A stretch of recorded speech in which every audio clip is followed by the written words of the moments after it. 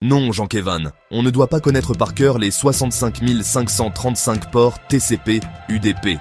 Tu veux vraiment qu'on parle de cette absurdité?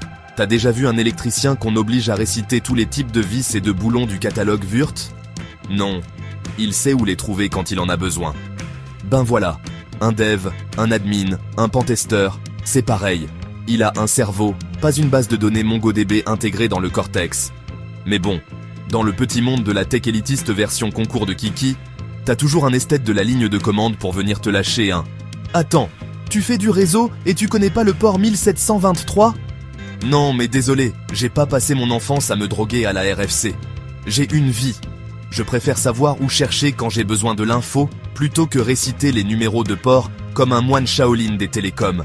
La vérité, c'est que connaître les bases suffit. Tu bosses, sérieusement, tu t'accroches, tu fais du terrain, tu lis un peu, tu testes beaucoup, et en 3 mois, t'as pigé le concept.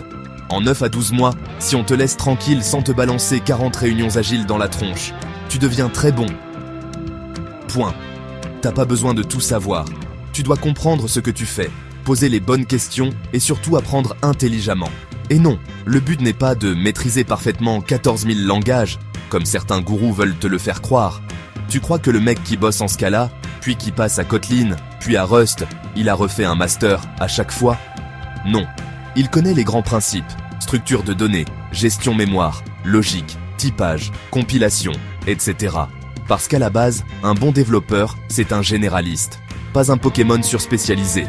Le problème, c'est que depuis qu'on a commencé à vendre des diplômes comme des barres chocolatées, on a fragmenté les compétences. Maintenant, t'as un bac+5 qui fait développeur React sans JSX, mais avec 3 ans d'expérience dans la V14.8.1 uniquement. Super utile pour rien. On a découpé les profils comme on découpe un poulet chez le boucher. Toi tu feras du front, toi du back, toi tu touches pas au Docker. Sinon ça fait bugger Jenkins et le Scrum Master pleure. Alors on fait quoi maintenant? Et si on revenait en arrière, juste un instant?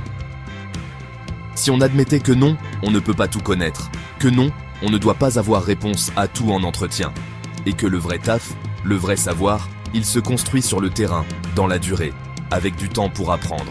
Parce qu'au fond, c'est pas les ports qu'on devrait retenir. C'est qu'un humain apprend mieux quand il a le droit de se tromper, d'explorer, et de pas être pris pour une merde parce qu'il connaît pas une fonction obscure de bash. À méditer. Et surtout à dire à voix haute. Parce qu'il y a plus de génie chez celui qui apprend encore que chez celui qui croit tout savoir.